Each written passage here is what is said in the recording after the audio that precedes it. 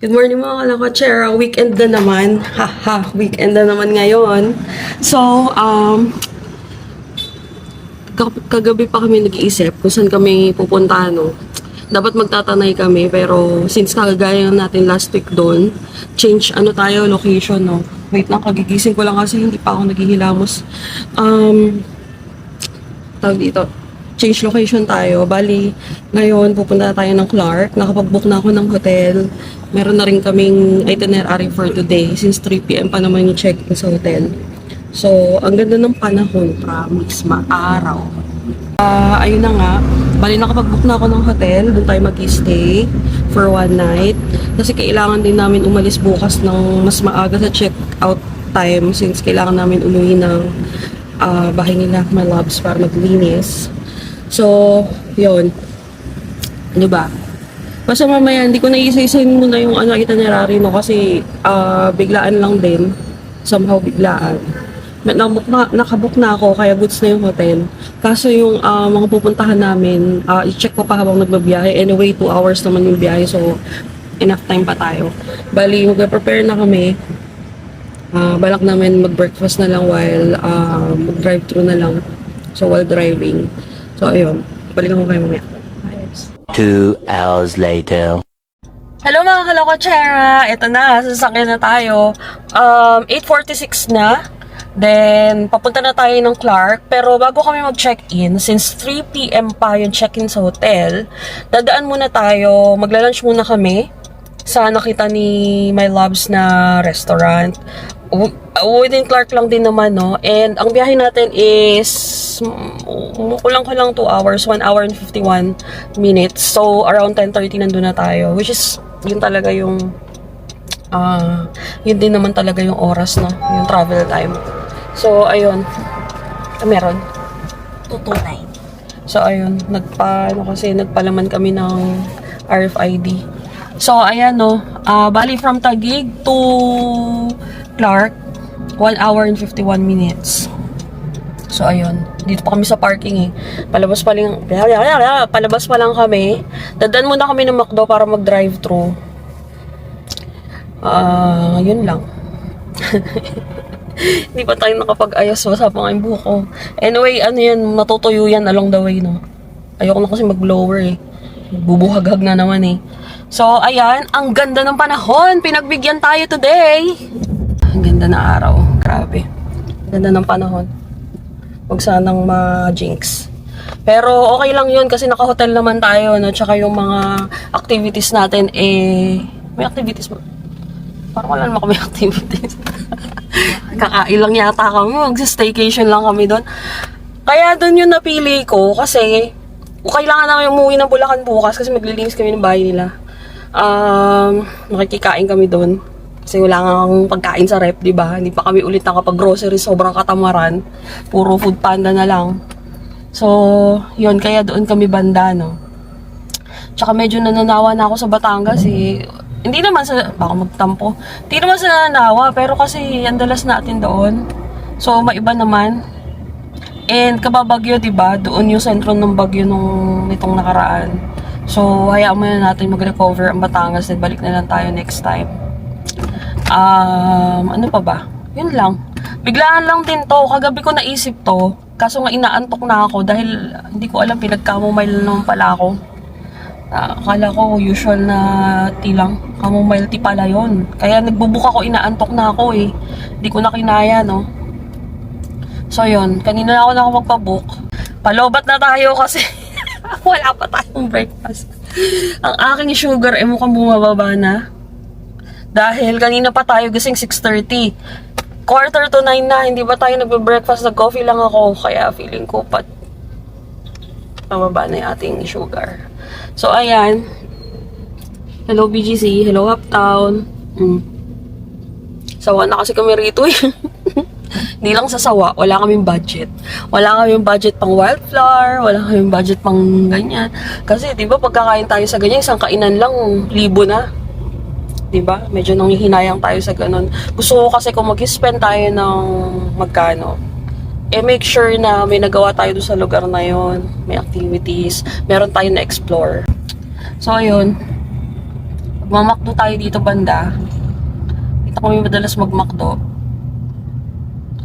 Wala naman ibang drive-thru dito kundi ito. So, ayan.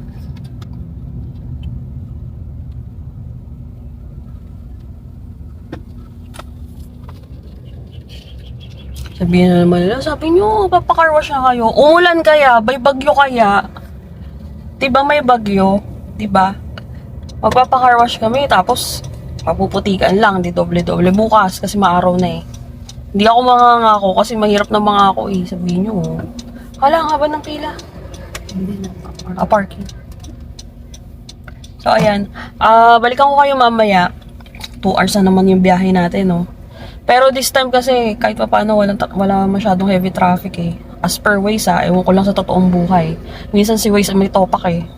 So, same lang din ang biyahe natin pa Batangas, Patagaytay, Patanay, Parizal, di ba 2 hours din? Partida, yung Tanay, walang traffic yun, pero 2 hours Walang heavy traffic doon. So, ayun. Balikan ko kayo mamaya. Kakain muna ako kasi wala na akong energy.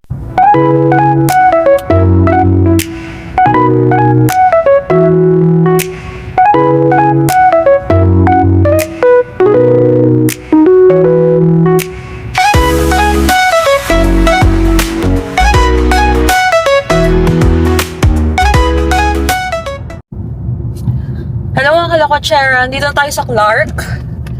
In base, sa loob ng Freeport. 8 minutes pa, papunta doon sa D Heights. Ano pangalan? D Heights Country Club. Doon tayo kakain ngayon, no? 11:25 na. So, ayun. Mali yung napin ko kasi yung Resorts and Casino eh. Bali, dalawa yun, no? Yung makikita mo kay Waze. Isang D Heights Resorts and Casino, yun yung nandun sa baba, sa may highway. Tapos, isa naman is yung D Heights Country Club. Doon tayo pupunta. So, para siya yung Baker J sa Mimosa. Doon tayo. Bundok yun, no? Paakyat. Hindi ko alam kung pwede i-commute. Pero, mas maganda siguro may sasakyan. Kasi parang wala akong makitang commute dito. Wala mo nagko-commute dito. So, ayun. Yung jeep ata kasi dun lang banda sa may main highway, no? Ni Clark Freeport. So, ayun, paakyat tayo. 8 minutes pa kasi. And makulimlim dito, Naku, mukhang nabuyag ko ata. Mukhang nausog ko ata, Wag lang siguro uulan. Pero maganda yung ganitong weather. Hindi tayo may initan. Ayan. Welcome, D Heights. Ayun. Gate 1. Ayan o, D Heights. Oo, kakain ka mo. Baba mo yung window. Kuya, kakain sa country club? Country club. Oo. Thank you. Okay, thank you. So, sasabihin lang kakain sa may restaurant sa country club. Ano siya, since country club siya, baka isipin nyo na member kami. Hindi kami member. Pwede kayo makikain. Basta magbabayad kayo. Gaya lang din ni Baker J. No need ng membership. Basta kakain kayo at yun lang. Hindi yung tipong mag-picture-picture pero feeling ko kailangan kumain eh. Siguro pwede naman kung makakalusot kayo. Malapit siya dito kay, ano pangalan nito? Hilton, Clark Sun Valley Resort. Yan. Hindi tayo dyan mag-check-in. Feeling ko mas maganda yung nabook ko eh. Char.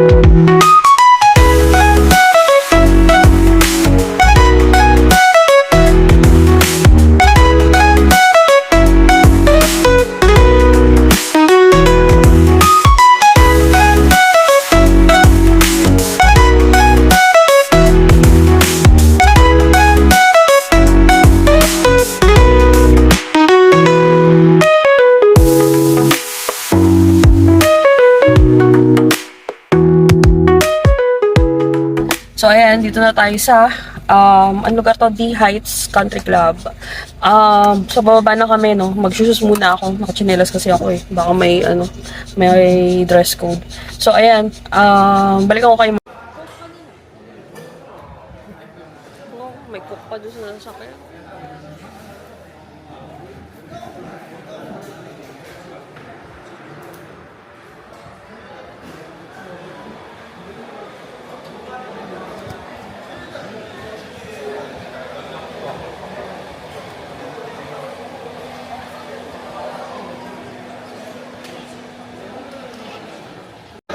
Hello mga kalakotsera, dito na tayo sa D Heights Country Club. Ang daming golfers, no? And ang daming mga Koreano. As in, lahat ng kasama namin dito mga Koreans. Parang kami lang yung mga Pinoy tsaka yung mga waiters. So, ayan. May overlooking siya rito, no? Ayan. Ang ganda ng view. Tapos pwedeng magpa-photo, dun, pictorial dyan sa loob. Overlooking din siya. Ganda. May ganito pala dito. Ayan, no? Yung itsura ng restaurant. Parang oldies na restaurant. Open lang siya. Kaya hindi naman kailangan na exclusive for members kasi naka-open lang siya. So pagpasok niyo doon, ayun, pagpasok niyo dyan, di ba nag-park kami? Pagpasok niyan, diretso lang kayo, tapos kanan, ito na yun. So, bali, ang in-order namin yung mga bestseller nila. Isang bibimbap, tsaka isang tonkatsu, tsaka yung mango shake. Pagkakain natin, lalakad-lakad tayo, baka pwede maglakad-lakad. Pwede kaya? Kasi kumain naman kami eh. Ba't di kami naglalakad? So, ayan. Daming golfers.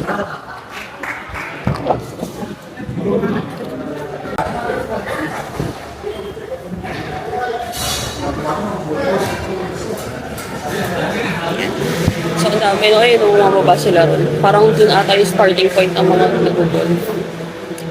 Mga Koreans yun nandito. Tsaka makulimlim, no? As in, kabaliktaran dun sa baba. Sobrang trek yung araw sa, NLEX. Pag-akit dito or pagpasok ng in-base. Makulimlim. Pero okay lang, hindi naman mukhang uulan. Sana, uulan.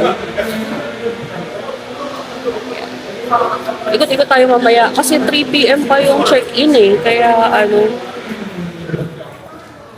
Kaya maghanap tayo ng gagawin natin. Tingnan mo si ate ko. Stress na siya. Kararating lang namin pero stress na agad. Sa taas tayo mo. Ako lang talaga masaya pag gumagala kami. Siya talagang parang 50-50.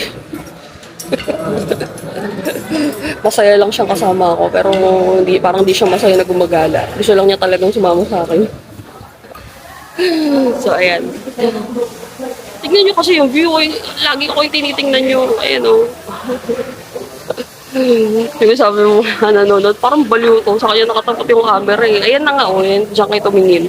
Sa kanya kayo lagi nakatingin. May view nga eh. Pwede ba luba ka dyan? Baka kasi gumulong-gulong ako dyan eh.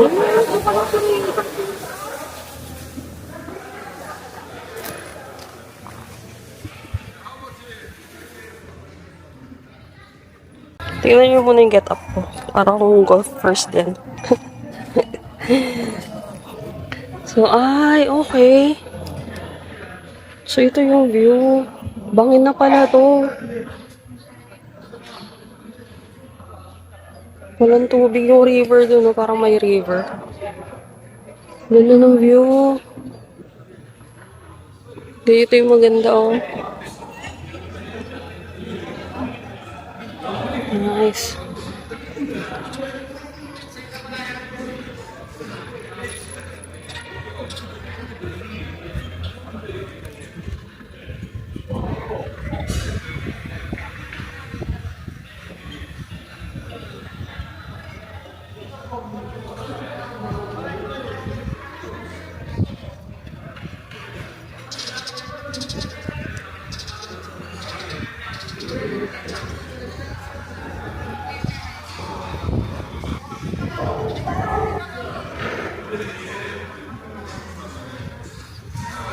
Balik na tayo doon. Naambon eh.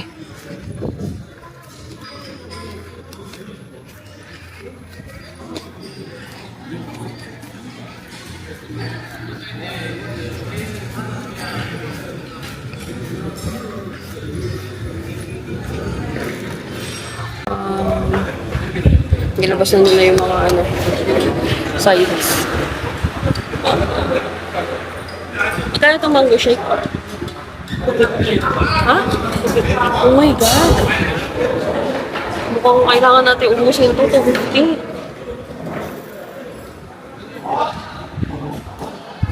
Ang mahal ng mango shake, 250. Yung bibimbap, 500. Tonkatsu, 400. Ang mahal. Pero sige na, for the experience, so, tsaka para meron din tayong i-share sa inyo na bagong kainan dito sa Clark. Yan. Try natin yung food nila. Hindi na kami order ng marami, no? Kasi dalawa lang naman kami. At hindi naman kami magmumukbang. So, tingnan natin yung lasa ng mga food. Yan. Tsaka maganda yung ambience niya. Pagdating sa ambience, 10 over 10. Diba? Oo, parang ano sa Baguio. Ayun, oo. Alam mo, yun yung mga kahinaan natin, may mga gagandang view. Sobra. Ganda, diba? Sinerve na ulit yung natin, order natin. Bali, tonkatsu sa akin, bibigyan kay My Loves. Sabi niyo, My Loves legit daw. Authentic. Ang laki ng tonkatsu nila, Ang laki. Ay, nako. Tapos yung kanin nila parang half rice. Ito yung sauce. Yung side dish. Tapos ayun yung bibimbap na kanin. Yum, na naman. Kaso mahina yung signal ng wifi. Walang data dito. Bali nag-wifi lang kami. Mahina pa rin. Hindi naglo-load. Ito lang.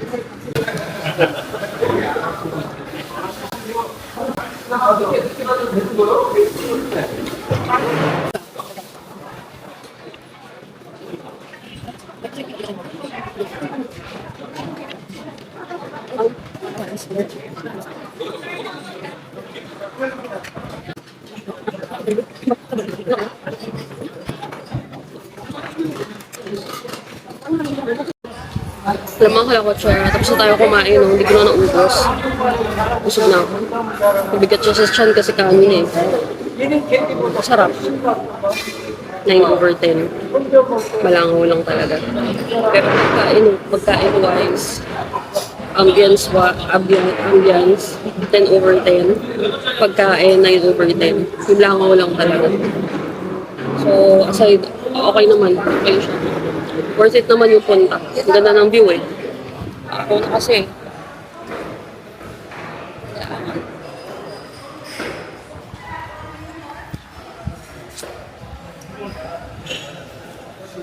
Busog na naman tayo ngayon.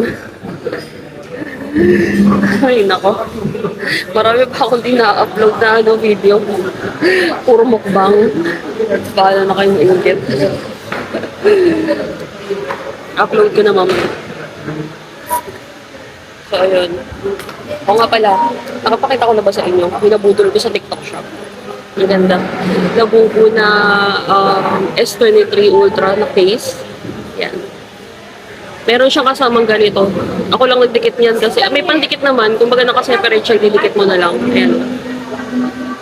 Yay! Labubo! Ito pa. Ito, bigay lang to galing Bangkok. Dupe lang yan.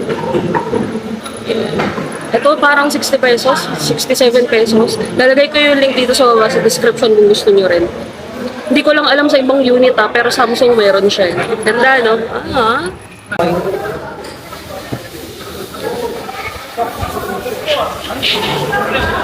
Balikan ko kayo mamaya, no? Lang kami. Mag-heart-heart ako lang kami. Mag-chismisan lang kami sandali. 2 hours later. Mga kalakotsera, ito na. Ayan yung harapan ng The Heights Golf and Country Club. So, palabas na tayo, no? Ito yung parking.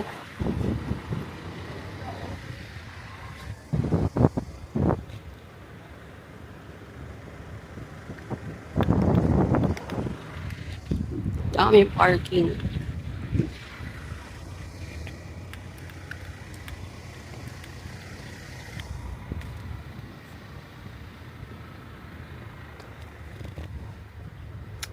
So, ayan. Against the light. Balik na tayo kasi baka abutan tayo dito ng ulan. Walang cover kasi. So, check-in na kami ng 3 p.m. Pakita ko sa inyo saan kami magsistay.